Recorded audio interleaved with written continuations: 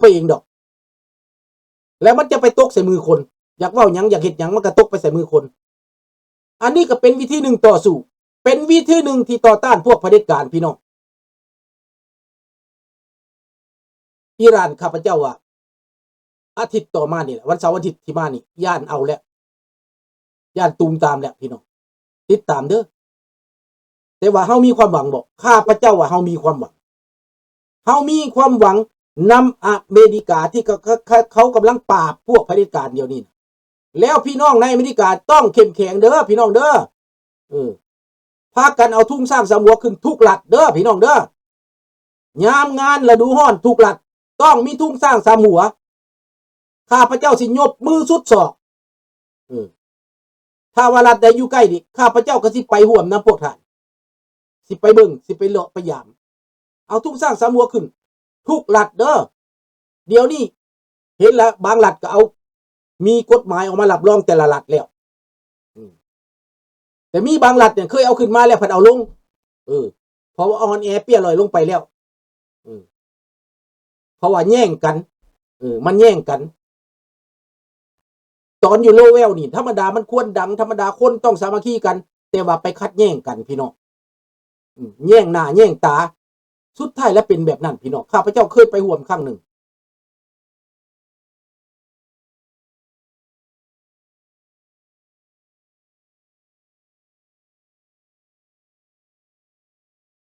สบายดีวิไลศักดิ์ดังนั้นพี่น้องพวกนี้นั่นทำลายชาติบ่เป็นธรรมดาแล้วเอาคนเจ็กคนจีนมาข่มเหงประชาชนตัวเองนายบ้านก็มีสิทธิ์ขายดินกองหลอนก็มีสิทธิ์ขายดินเจ้าเมืองก็มีสิทธิ์เส้นขายดินเป็นโจรกันเบิดบ้านเบิดเมืองการศึกษาด้อยลงเด็กน้อยติดยาเสพติดมันเทียดเอาได้บ้านเมืองเป็นเอานี่นะแต่ปานนั้นมันบ่ยอมเสียเปรียบได้อ้างว่าระเบิดว่าท่านแตกคนตายย้อนระเบิดเพื่อสิขอเงินเขาโว้ยบักเวนหาห้อยเศร้าบ่น้ำ2-3 มื้อมันไปเอาระเบิดไปวางใส่มันแตกใส่เด็กน้อยแล้วก็ว่าไปขอเงินเขาอีกแล้วสาธุให้โลกนี่ลงโทษมันพวกนี้นะให้มันรับเวรรับกรรมพวกนี้นะให้มันตกทุกข์ได้ยากผู้ใดไปพ้อมมันก็ให้เป็นเวรเป็นกรรมสาธุเด้อคอยดวงวิญญาณบรรพบุรุษของพวกทหารที่ไปตายอยู่น้ำดงน้ำป่าที่มันเอาไปฆ่าไปแกงและให้ดวงวิญญาณของบรรพบุรุษพระเจ้าแผ่นดินดวงวิญญาณของทุกตนทุกองค์ของคนลาวที่เจ็บปวดกับระบอบเผด็จการอันนี้ให้มีศักดิ์สิทธิ์ให้ไปศักดิ์สิทธิ์แล้วก็จัดทำลายพวกที่ว่าไปพร้อมระบอบอันนี้นะเผด็จการตัวนี้นี่แหละพี่น้องเห็นแล้วบอกความเสียหายประเทศชาติหรือยังบ่ทันฮู้หรือยังพักกันนอนหลับธรรมดาประเทศเราบ่น่าจะเป็นแบบนี้50 ปีที่พวกนี้มีอำนาจข้าพเจ้านี่ถ้ามีอำนาจ50 ปีโอ้ยเส้นทางไฮเวย์นี่สิเอามันปานข้าวปุ้นพุ่นน่ะข้าพเจ้าสิเฮ็ดหยังถ้าคุดค้ำกับให้เจ้าสร้างทางให้ข่อยให้เจ้าสร้างทางให้ข่อยสร้างไฮเวย์ให้ข่อยจังให้เจ้าคุดค้ำนี่น่ะได้เจ้าเฮ็ดเกินไฟฟ้าก็สร้างทางให้ข่อยจะมาสัมปทานหยังแม่นสร้างทางให้ข่อยตัวนี้บ่ให้มีขี้ฝุ่นผู้ใดใส่รถขนดินน่ะนะเหยียบทางเป็นขี้ฝุ่นน่ะไหมภาษีรถพวกนี้น่ะขึ้นภาษีแพงๆรถในแคนาดานี่รถเจ้านะถ้ารถเจ้าแล่นไปมีขี้ตมนะเอาขี้ตมแล่นเข้าไปนี่เขาก่อสร้างนี่เขาฉีดน้ำล้างรถเขาก็ได้จังแล่นออกไปได้เด้ถ้าเจ้าเอารถตีนขี้เหยียบขี้ตมแล่นออกไปนี่เอ้ยถูกปรับไหมโลดพี่น้องนี่ดังนั้นแหละให้พี่น้องเบิ่งเอาให้พี่น้องคิดดีๆให้พี่น้องคิดคักๆ50 ปีไม่จนเกลี้ยงอลอดแต่บ่มีหยังได้พี่น้องบ่มีหยังได้มีแต่ไปขอเงินก็ได้ขอเงินมา50 ปีขอจากประเทศนั้นขอจากประเทศนี้แต่เอาไปสแตกแดกหาเบิดสาธุผู้ใดสแตกแดกหาเงินรัฐบาลเงินหลวงเงินประชาชนให้มันเป็นเวรเป็นกรรมมัน เป็นเวรเป็นกรรมและตกทุกข์ได้ยากไป100 ปีพันปีพุ่นเด้อให้มันทุกข์ทรมานไป100 ปีพันปีบ่แม่นว่าบ่แม่นว่าเรื่องด่าเก่งเด้พี่น้องแม่นอาวุธเด้นี่เนาะเอาซ้ำนี้แหละเนาะพี่น้องมื้อนี้นะและข้าพเจ้าจะมาข่าวให้พี่น้องฟังอีก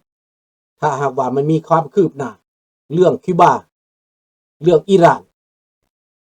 เรื่องเอเชียเฮานี่แน่นอนว่าข้าพเจ้ามีความหวังญี่ปุ่นฟิลิปปินส์ไต้หวันเกาหลีใต้อเมริกาออสเตรเลียและประเทศอื่นๆที่เป็นพันธมิตรข้าเจ้ารวมกันแล้วข้าเจ้าเตรียมการต่อต้านจีนเดี๋ยวนี้ประเทศจีน240 ล้านคนบ่มีเงินนอนประเทศจีน240 ล้านคนได้ทุกข์ยากได้บ่มีเงินนอนได้สบายดีท่านบุญเขาบ่มีเงินนอนเห็นบ่แต่ว่าเขาให้เห็นตั้งแต่ว่าสิ่งที่เขาดีอันอื่นเขาปิดบังไว้เบิดเขาปิดหูปิดตาประชาชนแบบลาวแดงนี่แหละประเทศนั้นมื้อนั้นสิเจริญปีนี้สิเจริญปีนั้นสิวิตทุกข์วิตยากตัวประชาชนไปเรื่อยตัวไปเรื่อยสบายดีก่อนสิลงพี่น้องก่อนสิจบมื้อนี้ข้าพเจ้าจบไวเพราะว่ามีเวียกหน่อยนึงดังนั้นอยากตั้งคำถามว่าตอนมีปัญหาอยู่วัดวอชิงตันท่านบุญเนี่ยท่านบุญมีไปอยู่เมืองไทยแหละกักไว้อยู่เมืองไทย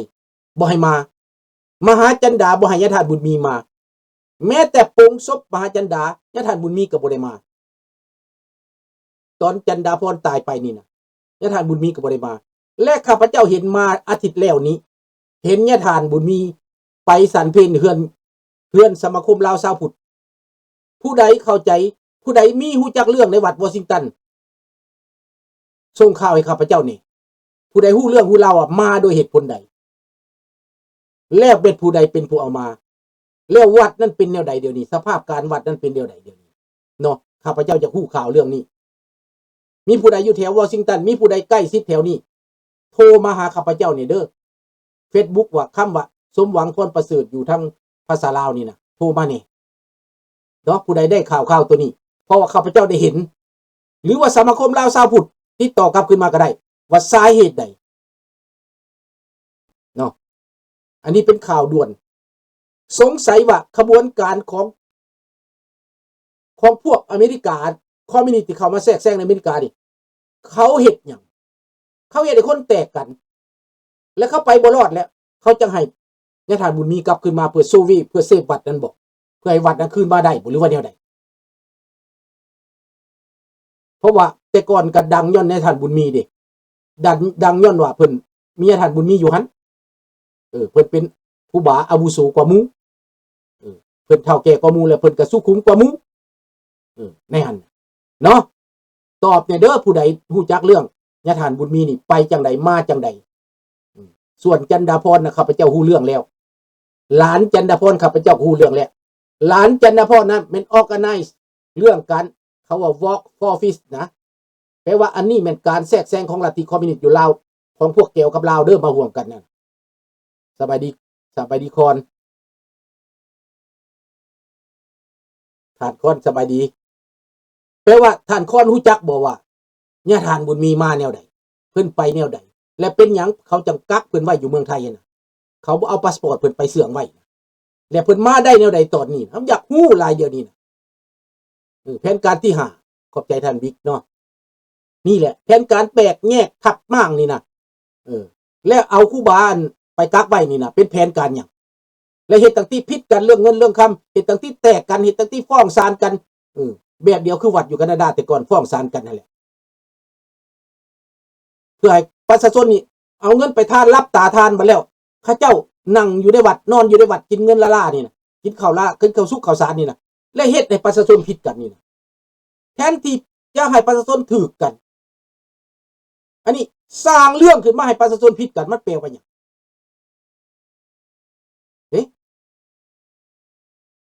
วัดที่ข้าพเจ้าเว้านี่ก็บ่แม่นง่ายเด้วัดตัวที่มาตั้งอยู่วัดป่านี่4ครั้งมีปัญหามีคริสิส4ครั้งบ่ได้พี่น้องใน4ครั้งข้าพเจ้าเข้าไปร่วมมืออยู่ทุกครั้งครั้งที่1ครั้งที่2ครั้งที่3ครั้งที่4 4ครั้ง มี crisis อยู่4ครั้งพี่น้องนี่มันมีการแทรกแซงบ่พี่น้อง 1,000%เพราะว่าพวกที่เขามาเฮ็ดสร้างเรื่องผิดกันก็แม่นพวกเก่าผิดกันแล้วเขาก็มาถือกันอีกมันแปลว่าหยังลังเทื่อหมู่คู่เฮานี่นะเคยหักเคยแพงนี่มาสั่งกันเรื่องแนวนี้นะจนบ่ได้เว้ากันจนบ่ได้เบิ่งหน้ากันก็มีเข้าใจผิดกันเขาเฮ็ดให้มันเกิดเรื่องขึ้นมา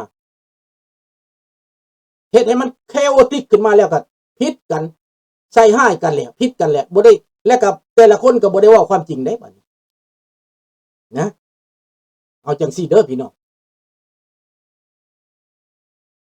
ขอบอกขอบใจหลายๆเนาะว่าเป็นจังไดท่านคิดจังไดก็เบิ่งเอาเด้อ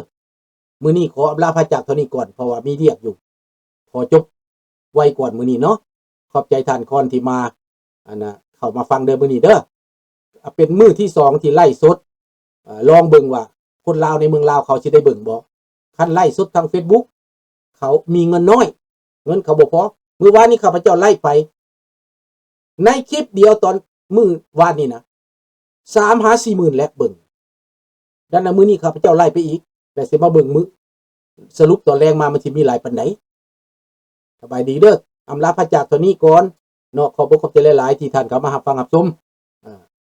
ยินดีต้อนรับทุกท่านเด้อขอบคุณขอบใจหลายๆบ๊ายบายแต่ว่าทาง Facebook นี่ยังอยู่ก็ได้เด้อท่านผู้ใดอยากร่วมต่อก็เขียนเข้ามาได้เด้อ